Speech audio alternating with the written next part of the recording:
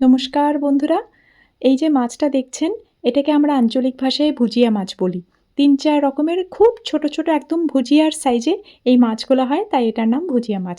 খুব ভালো করে ধুয়ে পরিষ্কার করে নিয়েছি আর তারপর নুন হলুদ মাখিয়ে রেখেছিলাম এই মাছে। ভুজিয়া মাছটা খেতে বেশ ভাল লাগে।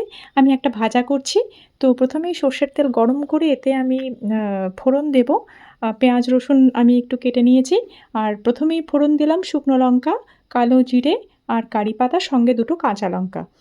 ফোড়ন দিয়ে আমি কিছু পেঁয়াজ কেটেছিলাম ৩-৪ টা পেঁয়াজ। তো পেঁয়াজটাকে খুব ভালো করে লাল করে ভাজতে হবে। ৩-৪ মিনিট আমি পেঁয়াজটাকে খুব ভালো করে ভাজা করেছি। আর তারপর এই যে রসুনটা আমি একটু থেঁতো করে রেখেছিলাম। রসুনটা আপনারা চাইলে একটু বেটেও দিতে পারেন বা কেটেও দিতে পারেন। আমি রসুনটাও অ্যাড করে দিলাম। এতে আর আদা লাগছে না। তো পেঁয়াজ রসুনটাকে খুব ভালো করে লাল করে আমি ভেজে নিচ্ছি। সঙ্গে দিলাম একটু নুন আর দিলাম একটু হলুদ। আমি মাছটা যখন ম্যারিনেট করেছিলাম ওতেও আমি নুন আর হলুদ দিয়েছি। তাই এখানে এই পেঁয়াজেতে একটু পরিমাণটা বুঝে আমি নুন হলুদটা দিলাম। তো ৩-৪ মিনিটের মতন এটাকে একটু ভালো করে হাই ফ্লেমে বেশ লাল করে ভাজতে হবে। দেখুন অনেকটা ভাজা হয়ে গেছে। লঙ্কাটাও একটুখানি আমি ফাটিয়ে দিচ্ছি যাতে ঝালটা একটু হয়। এবারে কিছু কেটে রাখা টমেটো অ্যাড করে দিলাম। ২ টো বড় সাইজের টমেটো নিয়েছি। টমেটোকেও খুব ভালো করে কিন্তু ভাজতে হবে।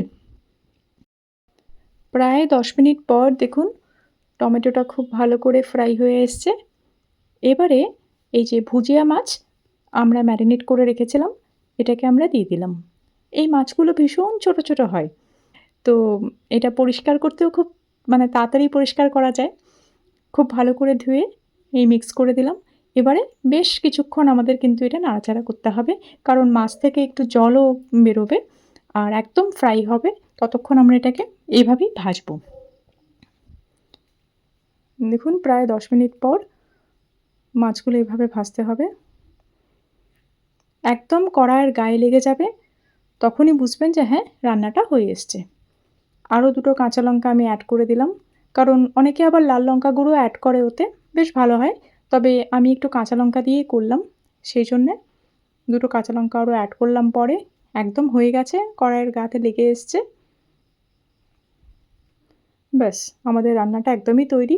আপনারা চাইলে ধনেপাতাও দিতে পারেন। আমার বাড়িতে ছিল না তাই ধনেপাতা দিইনি। রান্নাটা নামিয়ে দিলাম। এবারে গরম ভাতের সঙ্গে এই দুর্দান্ত স্বাদের এই ভুজিয়া মাছের ভাজা আপনারা পরিবেশন করবেন। অবশ্যই জানাবেন রান্নাটা কেমন হলো। ভালো লাগলে লাইক, কমেন্ট, শেয়ার করবেন।